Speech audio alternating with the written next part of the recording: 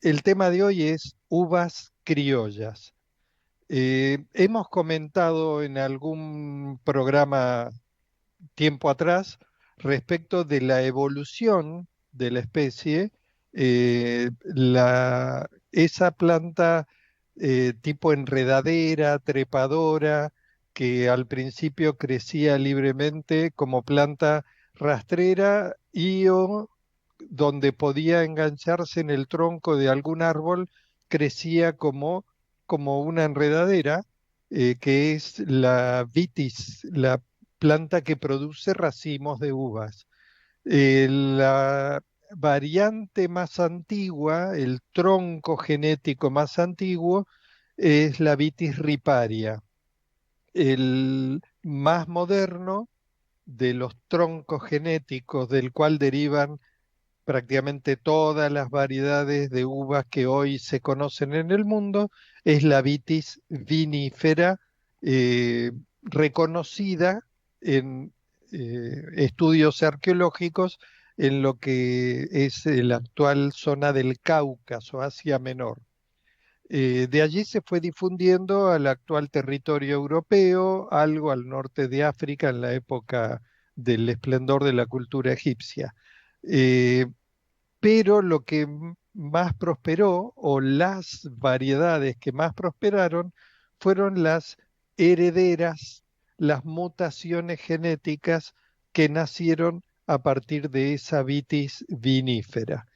¿Y cómo nacieron? Bueno, lo que acabo de decir, por mutación genética. La evolución de las especies se produce por supervivencia del más apto. Y al hacerse la reproducción por polinización cruzada entre dos plantas, a veces una de esas plantas, muy de vez en cuando, presenta alguna mutación genética que la hace diferente a sus parientas de donde vinieron, y esa mutación genética da origen a una nueva variedad. Si esa nueva variedad no se adapta al contexto, desaparece. Si esa nueva variedad, por el contrario, se adapta muy bien y a veces más que sus parientes cercanos o parientes directos, esa especie prospera y empieza a tener su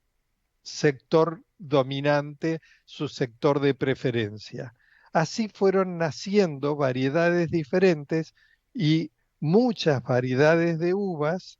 de las llamadas uvas nobles, tradicionales, como uvas finas, fueron naciendo, la inmensa mayoría, como mutaciones genéticas de aquel tronco original de vitis vinífera. De hecho, a modo de solo un ejemplo, la variedad blanca distinguida, famosa en casi todo el mundo, llamada Sauvignon Blanc, es una mutación genética de la variedad tinta archiconocida, la reina de las uvas tintas, que se llama Cabernet Sauvignon. Entonces, a primera vista, uno ve uva blanca, Sauvignon Blanc, uva tinta, Cabernet Sauvignon, sin que le mencionen nombres, ven una uva blanca, una uva tinta, no parecen tener ninguna vinculación. Sin embargo, son parientes genéticas y productos de mutación. De hecho, el mismo Cabernet Sauvignon es, para la inmensa mayoría de los expertos, una mutación de una uva, una variedad de uva más antigua que es la Cabernet Franc. Ese proceso se fue produciendo a lo largo de muchos siglos en forma espontánea, en forma natural. Y como hablo de mutaciones genéticas que se producen muy de vez en cuando, son procesos que abarcan, que son lentos, por lo tanto abarcan periodos muy largos. Esas mutaciones genéticas después fueron influenciadas en gran parte por el ser humano. porque cuando el ser humano empezó a cultivar voluntariamente la uva, no a recolectar frutos de esas bayas que salían de esa enredadera, que decían, bueno, esa fruta me gusta, la consumo como fruta, después casi, y le quitaría el casi, casualmente descubrió que fermentado le gustaba tanto o más, así fue empezando a probar el vino y después cultivó voluntariamente muchos otros vegetales como encontró en la naturaleza, pero cuando empezó el ser humano a establecerse en forma sedentaria en determinados lugares, propicios, favorables para la vida humana, con agua a mano como para poder beber y para poder regar, y empezó a plantar, a reproducir en forma voluntaria y por acción del hombre cultivos, no que se fueran dando espontáneamente y libremente en la naturaleza, empezaron a producirse en un primer tiempo eran viñedos que tenían variedades mezcladas y muchas veces siendo relativamente parecidas entre sí, a lo sumo podían plantar y dividir los cultivos entre variedades blancas y variedades tintas, pero dentro de ellas muchas veces eran viñedos que en sí contenían mutaciones genéticas de una misma variedad. Tanto así que uno o varios de los grandes vinos franceses que nacieron allá por la Edad Media, eh, fueron descubriendo, una vez que se empezó a conocer más a través de la ciencia con estudios genéticos, que había viñedos, como les comento,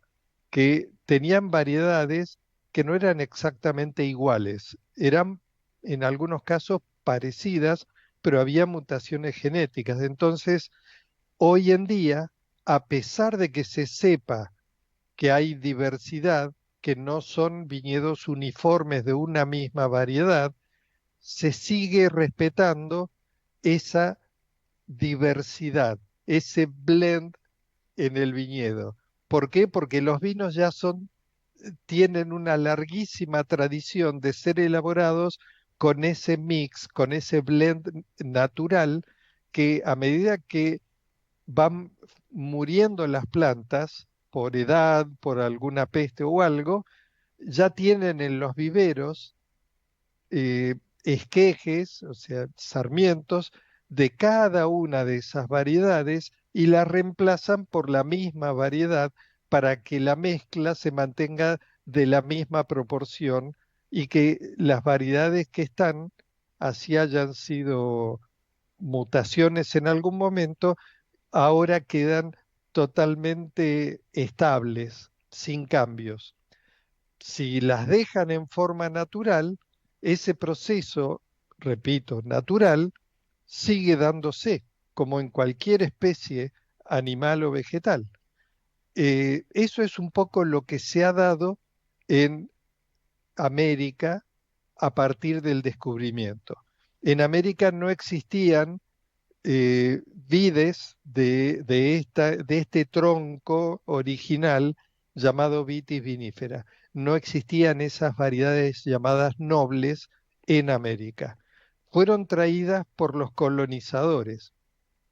De esas variedades, que no eran muchas, porque las condiciones y los tiempos eran realmente dificultosos para traer equipamientos, semillas o sarmientos de determinadas uvas, en muchos casos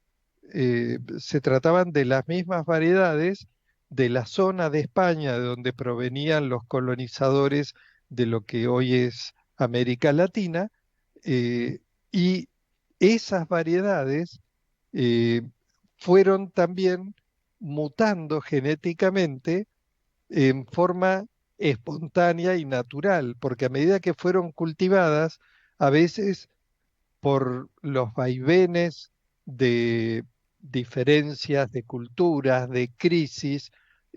podían quedar esos viñedos, esos primeros viñedos que fueron plantados, pudieron haber quedado muchos de ellos abandonados porque dejaron esos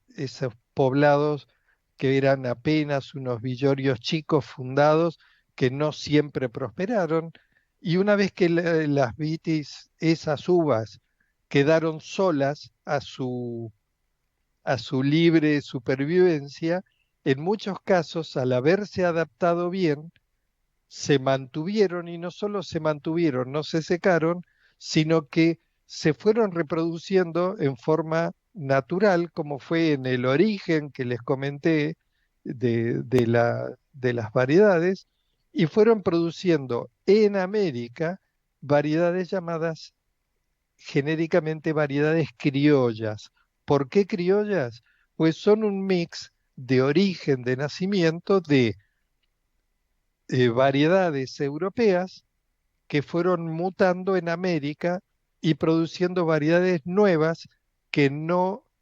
existen en Europa. De esas variedades nuevas, la única que entró a la élite de las uvas comerciales, en el grupo de donde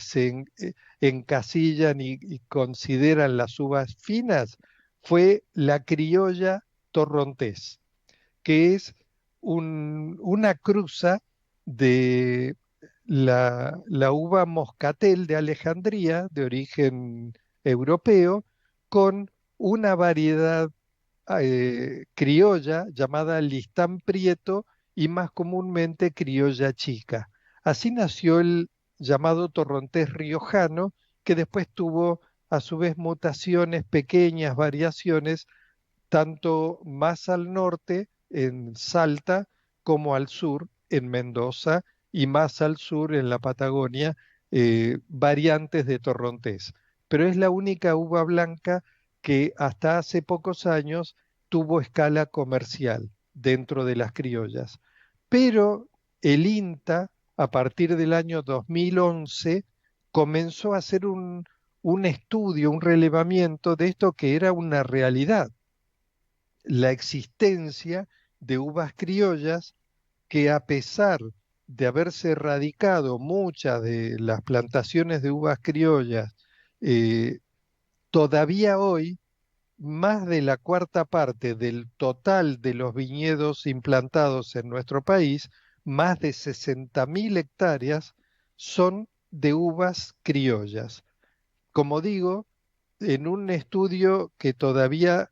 tiene mucho camino por recorrer, recién comenzó en 2011, es, hablando de historia de vitivinicultura, es ayer. En 2011 comenzó el ingeniero Prieto a la cabeza de un equipo del INTA a estudiar y a clasificar cuántas y qué características tienen, y a clasificarlas las llamadas uvas criollas, y preliminarmente por lo menos encontró 60 variedades locales. Esto tiene que ver con nuestra riqueza vitivinícola, porque como dije al principio, este es un proceso natural larguísimo. Y si no hay una larga trayectoria de producción vitivinícola, difícilmente se pueda encontrar, digamos, es imposible encontrar esas mutaciones genéticas que demandan tiempo. Eh, a ellos, como una acotación al margen, permítame agregarles que hay algunas, de hecho, básicamente hay dos variedades, destaco una de ellas, que son producto de ensayos de genética provocados, no mutaciones genéticas naturales, sino ensayos del INTA, y repito, una de ellas, la que ha tenido para mí un poco más de difusión, es la llamada uva Patricia, con la que el maestro Ángel Mendoza, en ese jardín viñedo que tiene en Lulunta, Mendoza, cultiva esa uva Patricia, producto de un ensayo del INTA, y con esa uva logra un espumante muy fresco, muy tomable, ligero, muy agradable, que lo que necesita es simplemente tener más difusión y que la gente lo conozca más y lo consuma más para que tenga una escala comercial mayor. Todas estas variedades criollas se destacan por ser variedades que son supervivientes, muy aptas para el terruño de Argentina donde fueron naciendo, donde se fueron formando. Y esa gran capacidad de supervivencia permitió que muchos viñateros, en la época que se consumía mucho vino común, eh, la gran cantidad de volumen de vino común se hacía con un alto porcentaje de uvas criollas. ¿Por qué? Porque son uvas que en su momento, en estado natural, su alto vigor, su alta resistencia, hacía que tuviera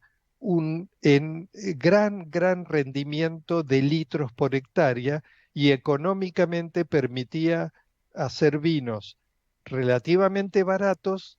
y en gran volumen. El tema es que normalmente la cantidad no va, no se lleva bien con la calidad. El tema entonces es que en muchos casos,